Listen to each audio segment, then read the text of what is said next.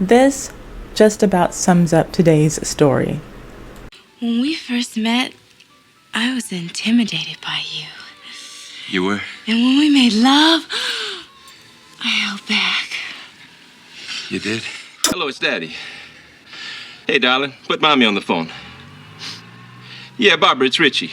Yeah, look, I ain't never coming home no more. Take it easy.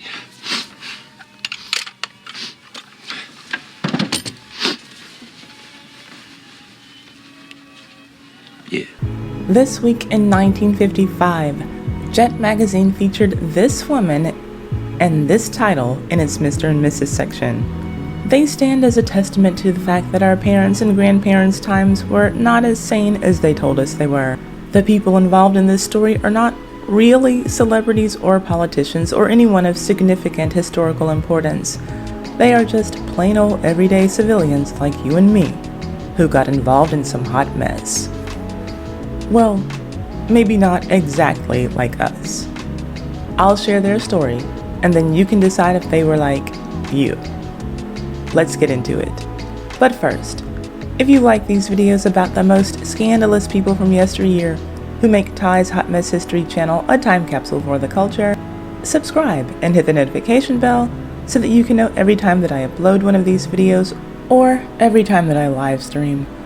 And comment "I subscribed" in the comment section so that I can say hello to you. Now, on to why you are here. Today's story comes from this issue of Jet magazine, dated November 3rd, 1955. The article is titled, "Blonde Negro Slashes Wrists Over White Lover." And it reads, quote, "A platinum blonde Negro pianist who once battled her white comedian boyfriend's wife in a Miami Beach hotel powder room over his affections, slashed both wrists and was found in her apartment lying in a pool of blood. Miami Beach police broke into the apartment of the 21-year-old Joanne DuVal, also known as Joanne Stevens, and found her clad only in a pink nightgown and bleeding as comedian Bert Stone tried to stop the flow of blood.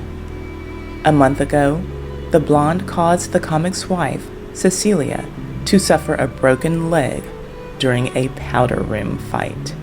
End quote. Now, these two people were a total hot mess.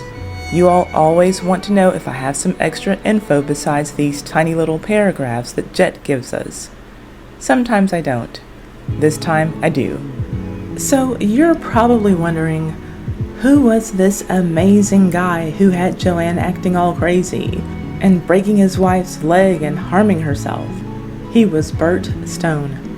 And the best way that I can describe him is to say that he was known for being a comedian who wasn't funny at all, but dressed well. One of his own lines on stage was, "I have no talent, but I have a hell of a lot of guts." Well, the fact that he didn't have any talent for his craft was likely not a big deal to Bert, because Bert didn't become a comedian because he had a passion for comedy. Bert became a comedian at the age of 20 because he wanted to screw showgirls. Seriously, that's all that he wanted. And he finally got a chance to do just that when he met Cecilia. And long story short, she was a showgirl. She had sex with him, he got her pregnant, she was excited, and he, all of a sudden, became scared. Just like that, the thought of getting it on with a showgirl had lost all of its thrill. He did the, I guess you could call it, honorable thing, and married Cecilia. And pretty much as soon as he said, "I do," he skipped town on his wife and daughter, leaving New York City where they lived, every chance that he got. Eventually, his comedy work led him to Miami Beach. So he visited a divorce attorney, had papers delivered to Cecilia, and headed down south. And that is where he eventually met Miss Joanne. She was the 21-year-old blonde negress who played the piano at the Sherry Frontenac Hotel Lounge. Oddly enough, this photo in Jet is the press photo that the hotel used for her, wearing a bikini. As Cliff Nesteroff wrote, men enter the lounge in good faith, only to find her fully clothed. Aw man, why is she wearing her damn clothes? I wanted to see a bikini-clad pianist. So, Bert was living his best single life. He was making his rounds on the nightclub scene in the sexy city of Miami Beach. He even opened for Dorothy Dandridge. Eventually, he got booked at the Sans Souci Hotel for a long-term engagement. And he was enjoying all of the nightlife and club atmosphere that he could soak up. There was a bar called the 5 O'Clock Club, where drinks were free at 5 a.m., and there was always a good crowd. That's where he met Joanne. Her brown skin, blonde hair, and dangerous curves caught his eye. He tried to start a conversation with her, saying that he liked her hair and asking if it was a wig. He meant it as a compliment, but just to let you know, fellas, if you like our hair when you meet us, just tell us that you like our hair. Don't ask us if it's a wig. Anyway, she couldn't hear him over the crowd and the music, and he didn't want to waste any time, so he walked straight over to her and kissed her mouth, then her face, then down her neck. Then just like that, they were having a sexual affair for the next 6 weeks. Meanwhile, back in New York, Bert's wife had received her divorce papers. Maybe he is the only man in the history of cheaters to ever actually have filed for divorce like they usually say. Anyway, Cecilia was not happy about getting those papers, and she kept calling the Sans Souci Hotel. She was very rude to the answering service because she didn't think that her messages were getting through to Bert. Well, Cecilia had had enough.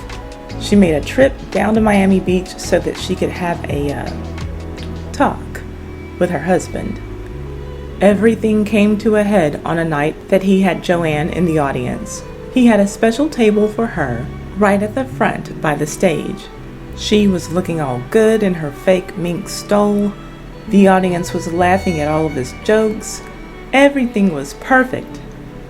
Until this woman walked in from the back and pulled up a chair from another table to sit with Joanne.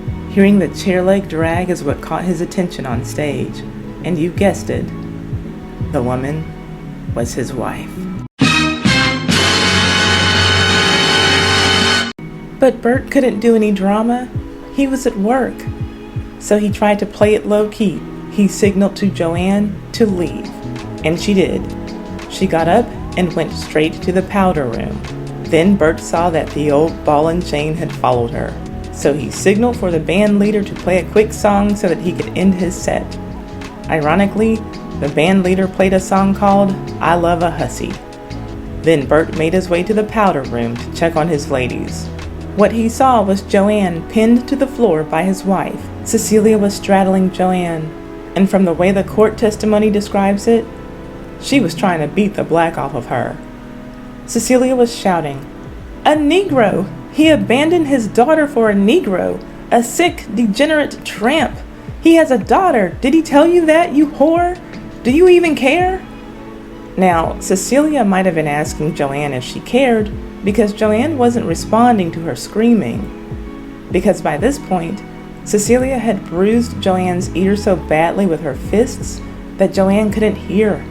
Joanne was finally able to reach for a powder compact and smack Cecilia across the face with it. Then she tried to get up and make a run for it. But Cecilia had the strength of a horror movie villain. She grabbed Joanne's Negro ankle and pulled her back down to the floor. Joanne shouted, "Let me go, you're crazy." Cecilia shouted back, "I'm not crazy, I'm his wife." Joanne finally bit Cecilia's ear, ripping off the lobe, then got up and ran away. Cecilia laid on the ground, crying and screaming. Now, at this point, I have to wonder what Cecilia was more upset about. Was it the fact that her husband abandoned her and their child? Or was it the fact that he was with a black woman? Let me know what you think in the comment section. Either way, she had every right to be angry, but she took her anger out on the wrong person. The lovely trio had to appear in court.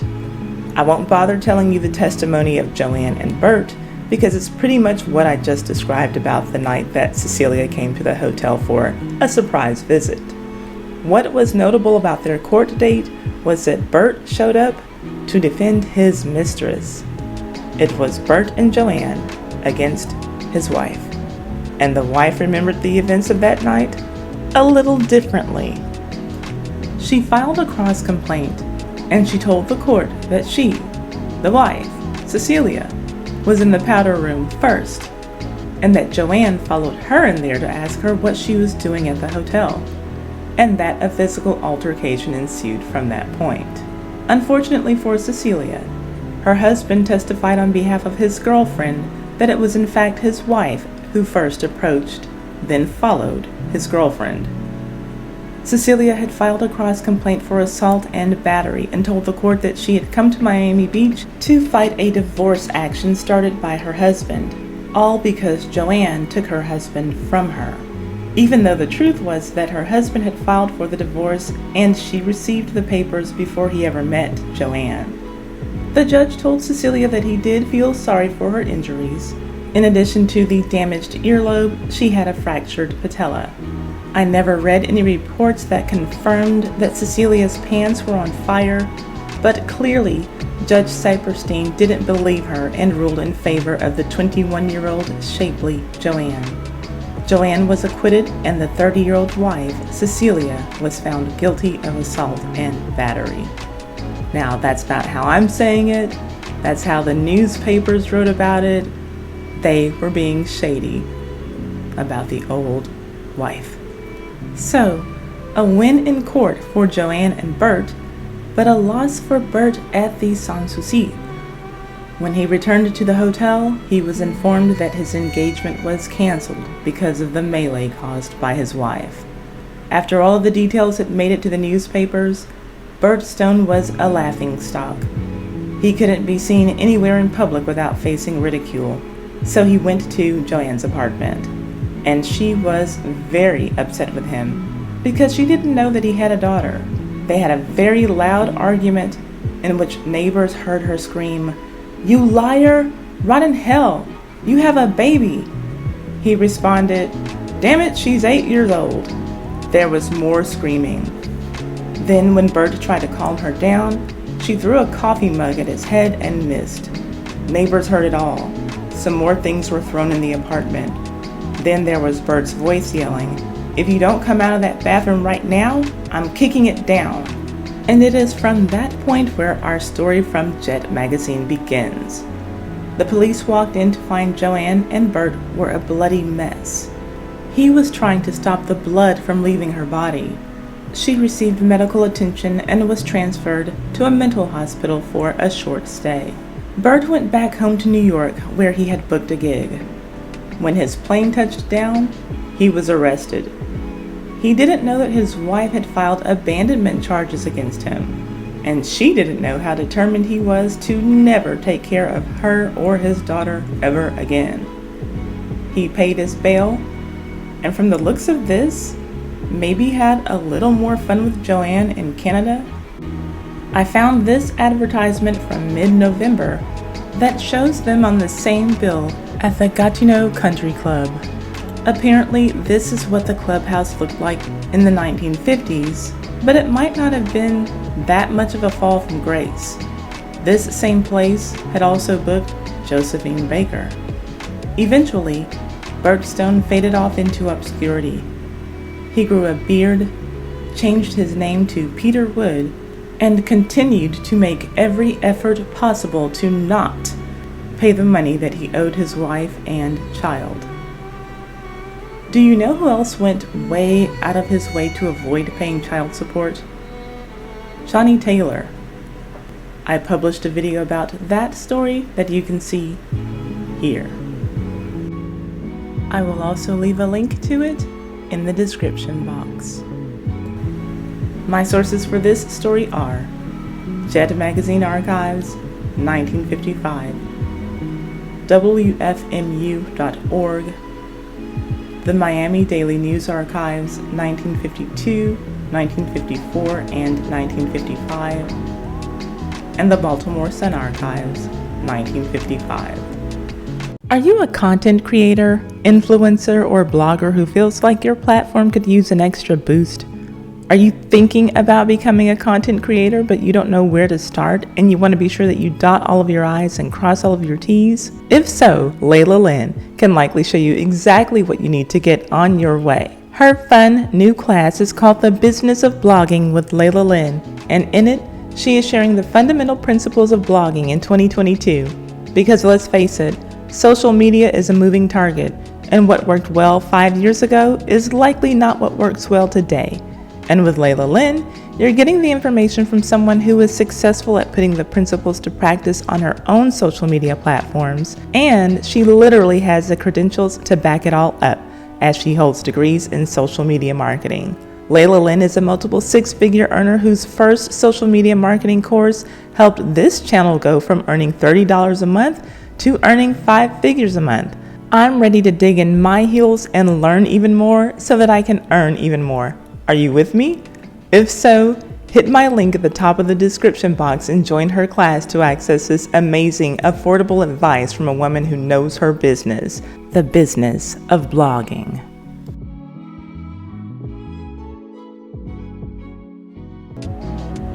If you want text notifications so that you can get a text a few minutes before I release a new video or before I live stream, text me at 310-634-0865 to let me know, or you can hit my link that's in the description box.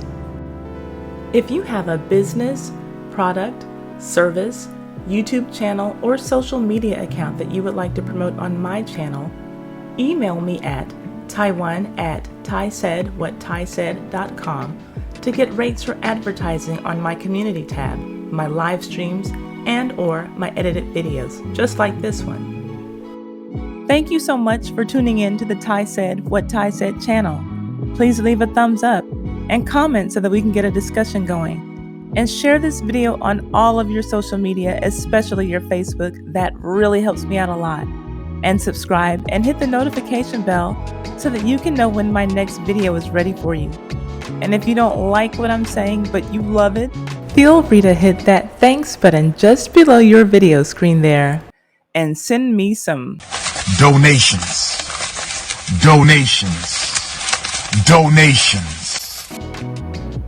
Yeah, baby. See you on the next video.